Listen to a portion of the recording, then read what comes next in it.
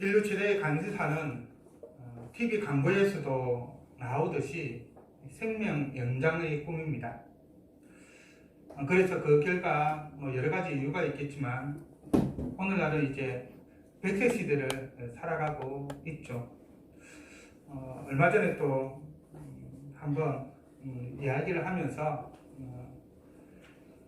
요즘은 70세에 돌아가면 옛날에는 참 장수했다, 호상이다 이런 말을 했었는데 이제는 그런 말을 못하게 되었다. 적어도 80 죽음 후반은 되어야지 이제 그렇게 말할 수 있게 되었다. 그런 이야기를 한 적이 있습니다. 그만큼 우리의 길의 수명이 많이 늘어난 것이죠. 그리고 이러한 생명 연장의 꿈은 불로장생으로 이어지고 그냥 오래 사는 것이 아니라 늙지 않고 그러면서 오래 사는 것을 바라는 것이죠. 거기에서 더 나아가면 결국은 죽지 않고 영원히 사는 것으로 나아가게 되는 것이죠. 오늘날 많은 과학자들이, 생명과학자들이 바로 이것을 연구하고 있고 또 어느 정도의 성과를 보이는 것 같기도 합니다. 하지만 수천 년의 노력에도 불구하고 근본적인 해결책은 찾지 못하고 있죠. 사람은 태어나면 삶을 살아가지만 다른 관점에서 보면 사람은 태어나는 순간부터 죽음이라고 하는 결승점을 향해 나아가는 참으로 아이러니한 존재라고 할 수 있습니다. 그래서 혹자는 사람은 살아가는 것이 아니라 죽어간다라고 하는 그런 표현을 사용하기도 합니다. 성경은 한 번 죽는 것은 사람에게 정해진 것으로 우리에게 말해주고 있고 그리고 그것은 결코 인간이 바꿀 수 없는 운명이죠. 그러면 사람은 왜 죽을 수밖에 없을까요? 설교 시간에 계속해서 여러 번 말씀드리지만 우리 사람이 죽을 수밖에 없는 것은 죄 때문입니다. 성경의 창세기는 이 세상의 창조에 대해 우리에게 말해주고 있죠. 창세기 기록에 따르면 처음 창조된 사람은 하나님으로부터 생명을 부여받아서 생명이 된 존재로 에덴 동산에 있는 생명나무의 열매를 먹음으로 말미암아 영원히 살 수 있는 그러한 존재였습니다. 하지만 동산 중앙에 있는 선악을 알게 하는 나무의 열매는 먹지 말라고 하신 그 하나님의 명령에 불순종하여서 그 열매를 따먹음으로 말미암아 먹는 날에는 반드시 죽으리라고 하는 그 하나님의 말씀에 따라서 하나님의 형벌이, 죽음이라고 하는 하나님의 형벌이 우리 사람에게 선고되어서 이제 사람은 영원히 사는 존재가 아니라 죽을 수밖에 없는, 반드시 죽어야만 하는 그러한 존재가 되었죠. 사도 바울은 이를 두고 로마서에서 죄의 삭은 사망이라고 우리에게 말해줍니다. 결국 사람은 이 땅에서 살아가는 동안 죄와 죽음이라는 심각한 문제를 안고 살아가고 있습니다. 그리고 수많은 사람들이 죄와 죽음이라고 하는 이 태초의 문제를 해결하기 위해서 무단한 노력을 기울이고 있습니다. 전도서는 이 죄와 죽음의 문제를 두고 이 문제가 해결되지 않는 한 해 아래에서 행하는 사람의 모든 수고가 헛되고 헛되며 헛되고 헛되니 모든 것이 헛되다라고 그렇게 말해주고 있죠. 전도단은 인류의 모든 죄를 통달한 자로서 그 죄로 죄와 죽음의 문제를 해결해 보려고 하였지만 실패하고 말았습니다. 전도서 1장 12절에서 18절의 내용이죠. 그리고 낙을 누리는 것으로 또한 이 문제를 해결해 보려고 했지만 그 역시 실패하고 말았습니다. 전도서 2장 1절에서 11절의 내용입니다. 그런 점에서 죄를 가지고 수고한 것도 낙을 누르기 위해 수고한 것도 다 헛되어 바람을 잡는 것이고 해 아래에서 무익한 것이라고 선언하고 있습니다.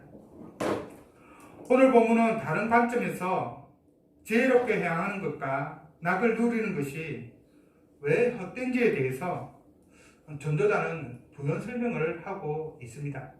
앞에서 두 개, 나름대로의 죄의 문제, 그 죽음의 문제를 지혜를 통해서 낙을 누리는 것을 통해서 해결해 보려고 했는데 실패했고, 그러면 왜 지혜가 그럼 낙을 누리는 것이 헛될 수밖에 없는 거라에 대한 또 다른 설명을 하고 있는 것입니다.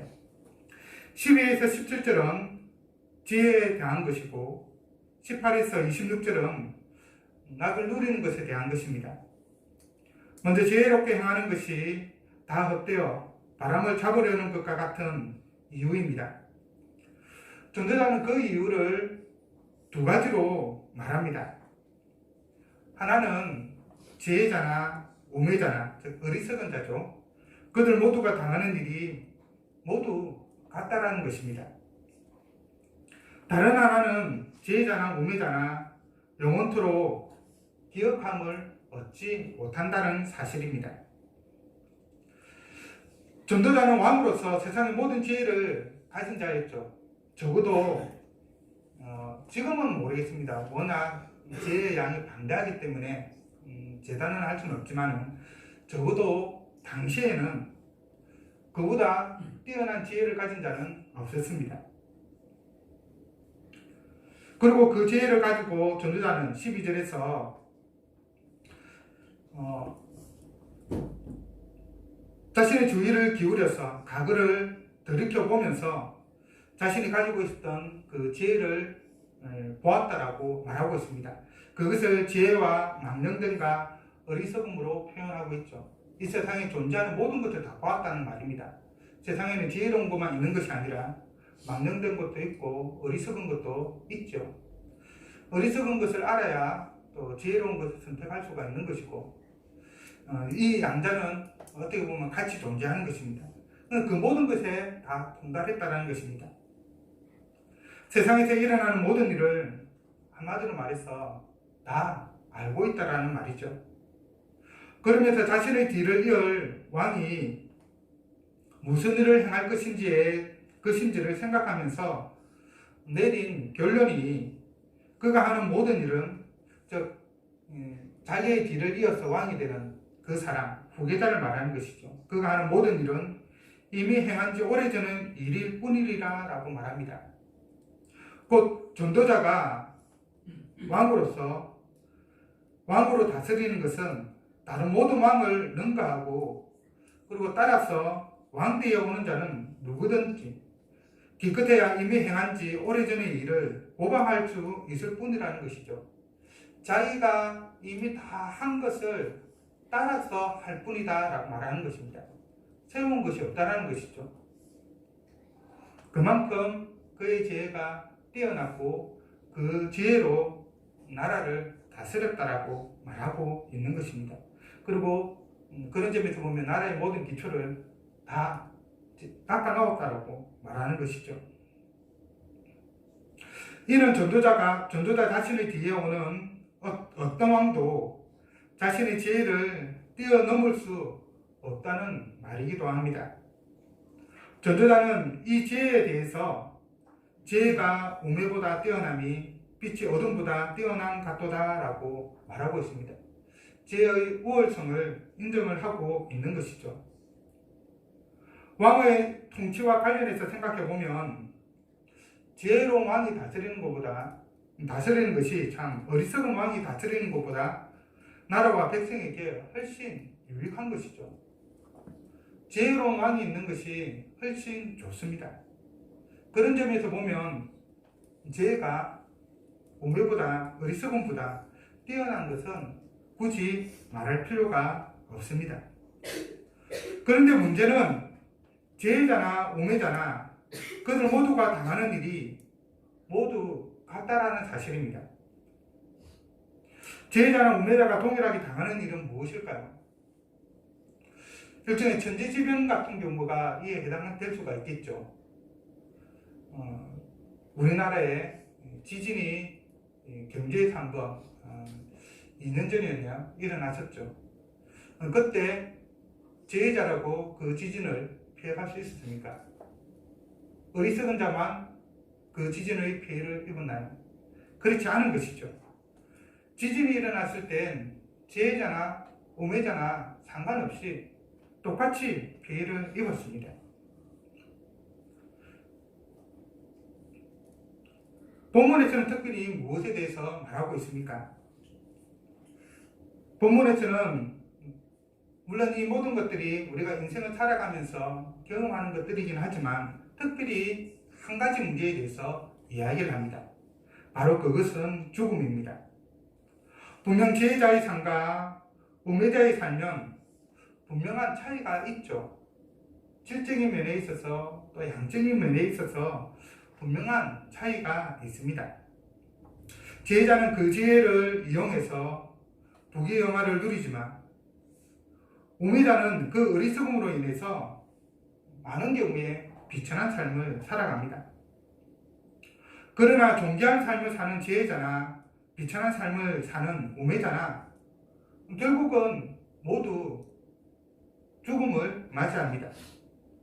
그래서 전도자는 지혜가 결코 죽음을 피하는 길을 알려주지 않기 때문에 15절에 보면 내게 지혜가 있었다 한들 내게 무슨 유익이 있으리요? 라고 말하고 있습니다.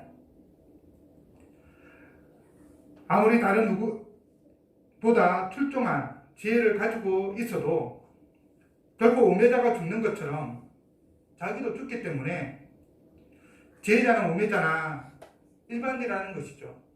자신이 가지고 있는 그 지혜를 이용해서 결코 죽음을 피해갈 수 없다라는 말입니다.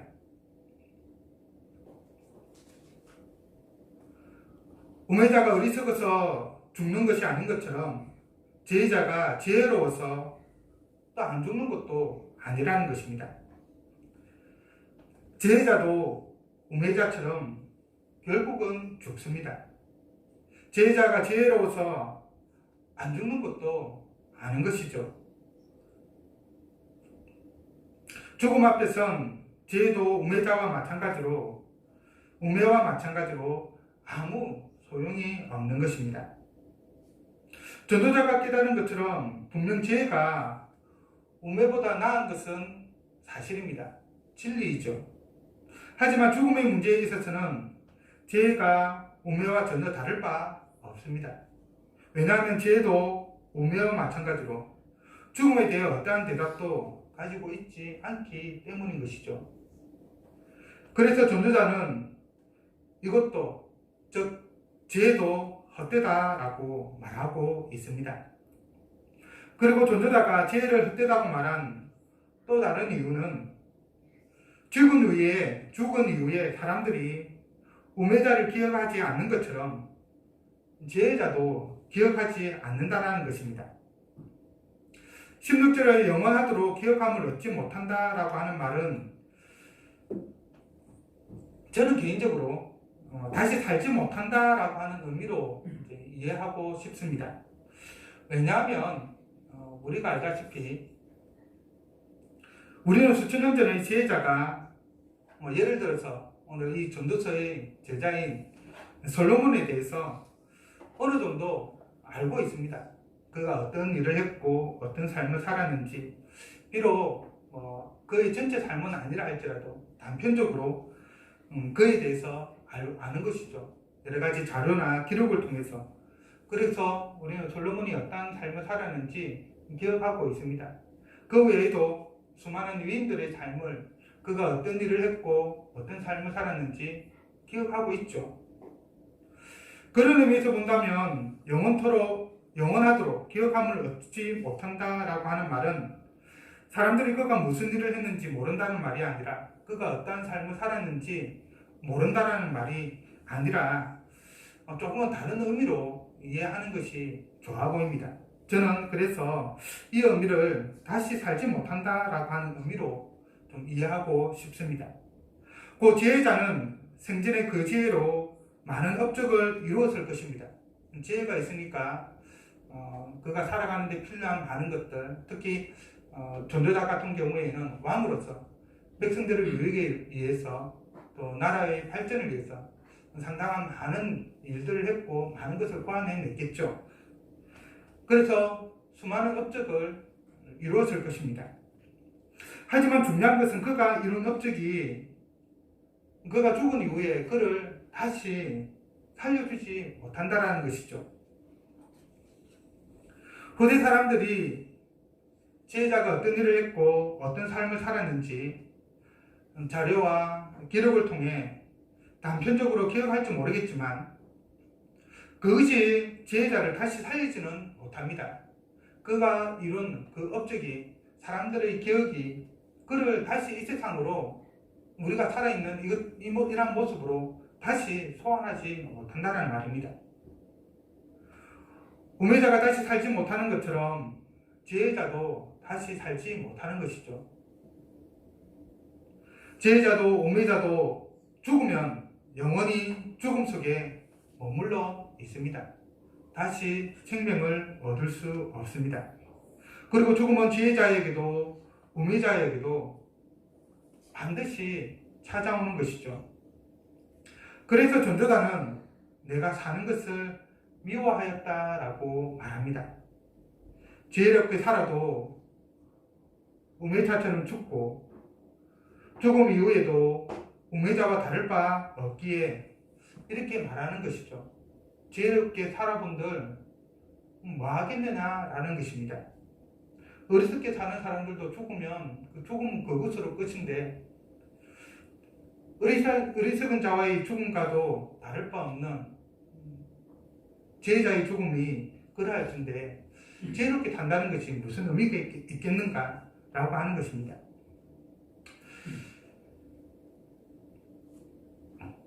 지혜롭게 살아도 우매자처럼 죽고 죽음 이후에도 우매자와 다를 바 없기 때문에 이렇게 말한 것인데 그런 점에서 보면 이 전도자는 매우 실존적인 질문을 던지고 있는 것이죠.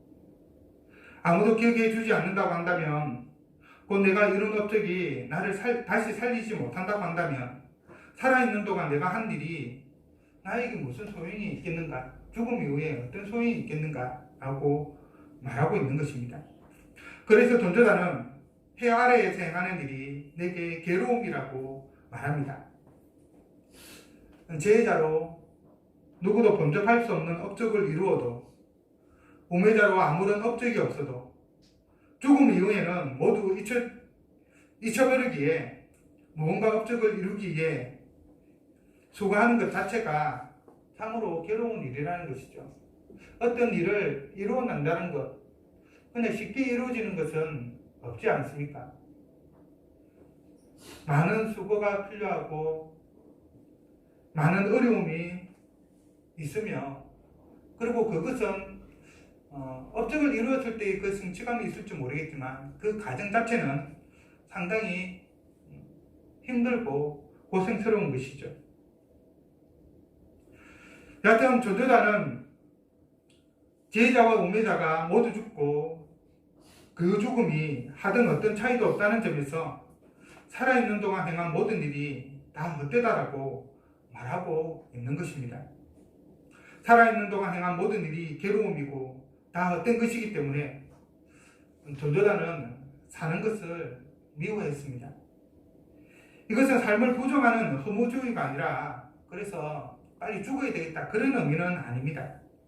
지혜자의 삶이 우매자의 삶과 비교하여 보았을 때 죽음이라는 관점에서 보니까 하등 어떤 유익도 없다라는 그런 의미이지 빨리 죽어야 되겠다 이 세상 살아갈 필요가 뭐가 있겠느냐 그런 의미는 아니라는 것입니다. 적어도 허무주의가 아니라 자기 나름대로의 한탄이라고 할 수가 있는 것이죠.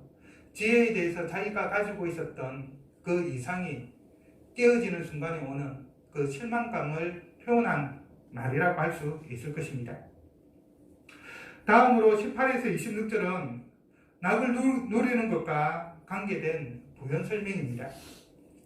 전도자는 17절의 내가 사는 것을 미워하였노니 라고 하는 이 말을 18절에서 비슷하게 반복을 합니다. 바로 내가 한 모든 수고를 미워하였다라고 말하고 있는 것입니다. 그러면서 논의를 이어나가죠. 전도자가 자기가 한 모든 수고를 미워한 이유는 무엇 때문입니까? 그것은 상속의 문제와 관련이 되어 있는 것입니다. 전도자는 자신이 수고하여 얻은 모든 것을 자신의 뒤를 이을 자에게 남겨줍니다. 쉽게 이야기하면 상속을 하는 것이죠. 이때 문제가 발생하는데 전도자는 자신이 한 모든 수고를 그 때문에 미워한다라고 말합니다. 어떤 문제가 발생합니까?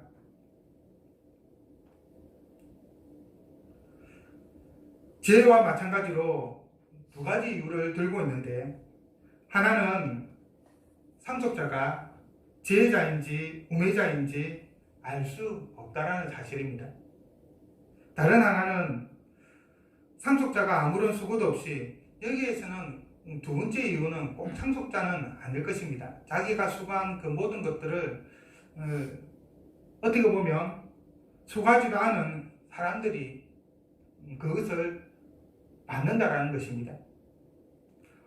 전도자는 자신이 가진 모든 지혜를 동원해서 참으로 많은 재산을 얻었습니다. 소위 말하는 오늘날 우리나라에 기업을 해서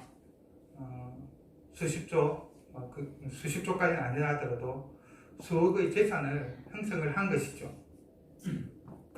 자신은 그 재산을 잘 관리해서 손실이 나지 않게 했습니다.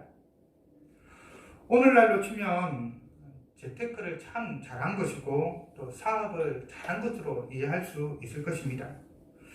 자본주의 사회에서는 돈이 돈을 낳죠. 적어도 많은 돈이 있으면 은행에 넣어두기만 하더라도 이자가 상당히 많이 붙습니다. 적은 돈은 이자가 얼마 안 되지만 액수가 크면 클수록 한 달 이자도 무시할 수 없는 정도가 되죠. 그런 의미에서 돈이 돈을 낳습니다. 그리고 모든 수고를 다하여서 많은 재물을 축적하였습니다. 그런데 그가 죽은 후 재산을 상속받을 자가 지혜자일지 우매자일지 불투명합니다. 지혜자라면 그나마 다행이겠죠. 왜냐하면 그 지혜를 가지고 그 재산을 잘 지킬 수 있을 테니까요. 이것은 크게 문제가 안 될 수 있습니다. 그런데 작은 문제는 적어도 전도자 입장에서 보면 자기보다 더 지혜로운 사람은 없기 때문에 어떻게 보면 나름대로 불안감을 가지고 있는 것이죠. 그래도 자신과 비교해 본다면 만족스럽지는 않은 것입니다. 하지만 우매자라고 하면 이는 사소한 문제가 아니라 문제가 아주 심각해지죠. 왜냐하면 자신의 모든 지혜를 다하여 수고하여 얻은 재산이 한순간에 다 사라질 수 있기 때문입니다. 만약 그렇다고 한다면 모든 지혜를 다하여 수고한 것이 적어도 자기 입장에서는 아무 의미가 없어지게 되는 것이죠. 인생 전체가 어떻게 보면 부정되어지는 그런 모습이 되는 것입니다. 예를 들어서 아들이 아버지의 재산을 물려받아서 그것을 허랑방탕하게 다 써버렸다고 한다면, 또는 건실한 회사를 물려받았는데 잘못 기업을 운영하여서 망하게 했다라고 한다면, 그것을 물려준 아버지 입장에서 본다고 한다면, 내가 지금까지 고생하여서 나의 전 생애를 투자하여서 이렇게 이룬 이것이 이렇게 날아가더니 도대체 그것이 무슨 의미가 있는가, 그런 생각을 하지 않겠습니까? 그래서 전도자는 이것도 헛되다라고 말하고 있는 것입니다. 그러면서 내가 해 아래에서 한 모든 수고에 대하여 내가 내 마음에 실망하였도다라고 말합니다. 자신이 이룬 모든 것이 한순간에 다 날아갈 때 그것을 바라보는 그 마음은 이루 말할 수 없는 것이죠. 그는 누구나 다 경험하는 것일 것입니다. 바로 그러한 후대에 무너져 내릴 것에 대한, 자신이 이룬 그 모든 것이 후대에 무너질 것에 대한 걱정을 표현하고 있는 것이죠. 한편 전도자가 자신이 한 모든 수고를 미워한 이유는 어떤 사람이 지혜와 지식과 재주를 다하여 수고하여 얻은 것을 수고하지 않은 자에게 넘겨줄 것이기 때문입니다. 이것은 꼭 상속의 문제만은 아닙니다. 저는 개인적으로 이 부분은 상속의 문제라보다는 조금 다른 문제라고 생각이 되어지는데, 우리 격언이라고 할 수 있죠. 재주는 곰이 부르고 돈은 왕서방이 받는다라고 하는 게 있습니다. 곰이 재주를 열심히 부르는데 곰은 받는 것이 하나도 없고, 그 곰을 데리고 있는 왕서방만 사람들로부터 엄청난 돈을 받는다는 것이죠. 곰은 수고의 대가를 받지 못하지만 아무 수고도 하지 않은 왕서방은 부자가 되는 그런 현상을 두고 하는 말입니다.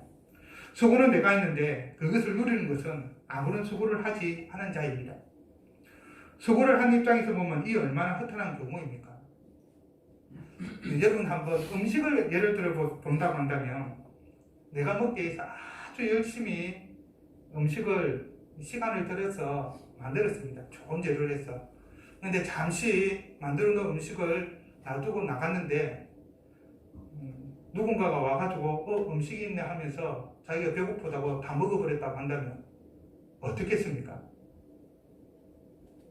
아주 작은 그 음식이지만은 그때 느껴지는 그 허탈감과 그 분노는 이루 말할 수 없겠죠. 그리고 예를 하나 더 들어보겠습니다. 이것은 소장농의 경우를 예로 들어볼 수가 있는데, 소장농은 1년 내내 모든 수고를 들여서 농사를 짓죠. 자기 밭이 아닌 것이 문제입니다. 그렇지만 밭을 갈고 씨를 뿌리고 물을 대고 잡초를 뽑고 약을 치고 새들을 쫓고 그렇게 수고를 한 후에 수확을 합니다. 그런데 그렇게 수고하여 얻은 수확물을 옛날 같은 경우는, 요즘은 좀 그런 것이 덜하지만 옛날 봉건 시대 때는 소장농에 대한 착취가 엄청 심했기 때문에 어떠 했습니까? 많게는 50에서 80%를 가지고 가버리는 것이죠. 주인이, 그 밭의 주인이 가지고 가는 것입니다. 소작비로 가져가는 것입니다. 수고한 것을 결과물을 자신이 누리지 못하는 것만큼 허무함을 느끼게 하는 것은 없을 것입니다. 이에 변조자는 22절과 23절에서 사람이 해 아래에서 행하는 모든 수고와 마음에 애쓰는 것이 무슨 소득이 있으랴. 일평생에 근심하며 수고하는 것이 슬픔뿐이라. 그의 마음이 밤에도 쉬지 못하나니 이것도 헛되도다 라고 말하고 있습니다. 자신이 수고하여서 얻은 것을 자신이 누리지 못할 때, 그리고 거기에 대해서 어떠한 대안도 없을 때 슬픔뿐이고 근심걱정밖에 없다는 것이고, 낮에 열심히 일했는데도 불구하고 저녁에 쉼을 누리지 못한다라고 말하고 있는 것입니다. 상황이 이렇다고 한다면 우리의 모든 수가 헛되다라고 말할 수 있지 않겠습니까? 그래서 자신의 수고의 결과물이 다른 사람에 의해 허비되거나 수고도 하지 않은 사람에게 넘겨지는 것이 헛된 것이라고 한다면, 반대로 그 수고한 것을 가지고 먹고 마시는 것만큼 또 기쁘고 즐거운 일은 없을 것입니다. 먹고 마시며 수고하는 것은 곧 낙을 누리는 것을 말하는 것이죠. 2장 1절에서 말하는 것과 같은 그런 상황인 것입니다. 그것을 2장 1절에서는 너를 즐겁게 하리니 내가 시험삼아 너를 즐겁게 하리니 너는 낙을 누리라 라고 이렇게 자기 자신에게 이야기하고 있죠. 그것을 바로 24절에서는 사람이 먹고 마시며 수고하는 것보다 그의 마음을 더 즐겁게 하는 것이 없다라고 하는 말로 풀어서고 있는 것입니다. 그리고 그 수고의 결과물을 즐길 수 있는 것은 하나님께서 허락하셨기 때문인 것이죠. 자신의 수고의 결과물을 자기가 항유하고 있다는 것만큼 즐거운 일은 없을 것입니다. 그리고 그것도 하나님께서 그렇게 허락해 주신다고 한다면 더더욱 그러하겠죠. 26절은 하나님의 주권적 섭리와 관련하여서 하나님의 주권적 섭리와 관련하여서 하나님은 그가 기뻐하시는 자에게는 지혜와 지식과 희락을 주시나 죄인에게는 노고를 주시고 그가 모아 삭게 하사 하나님을 기뻐하는 자에게 그가 주게 하신다라고 말하고 있습니다. 앞부분에서는 하나님이 하나님을 사랑하는 자에게 지혜와 지식과 희락을 아낌없이 주시는 거죠. 그리고 죄인에 대해서는 하나님께서 이 죄인은 나름대로 열심히 수고를 합니다. 그래서 많은 재산을 삼는데 그것을 자기가 누리는 것이 아니라 하나님이 기뻐하시는 자에게 그 죄인이 수고한 것을 준다라는, 하나님이 준다라는 말이죠. 죄인이 누리는 것이 아니라 하나님이 기뻐하는 자가 누리는 것을 말하는 것입니다.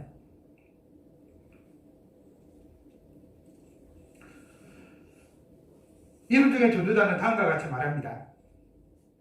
먹고 즐기는 일을 누가 나보다 더 해보았으래. 2장 4절에서 9절은 전도자가 어떠한 낙을 누렸는지를 잘 보여주고 있죠. 전도자는 예루살렘에 있었던 그 누구보다도 낙을 누렸습니다. 하지만 그럼에도 불구하고 그의 결론은 무엇이었습니까? 26절 하반절에서 전도자는 이렇게 말합니다. 이것도 헛되어 바람을 잡는 것이로다. 사람이 먹고 마시며 수고하는 것보다 그의 마음을 더 기쁘게 하는 것은 없지만, 그리고 그것이 하나님께서 주신 것이기는 하지만 이 세상의 즐거움이 결코 죄와 죽음의 문제를 해결할 수 없는 것입니다. 전도자는 사람이 먹고 마시며 수고하는 것보다 그의 마음을 더 기쁘게 하는 것이 없고, 그것이 하나님의 손에서 나온 것이기 때문에 낙을 누리자라고 말하고 있는 것이 절대로 아닙니다.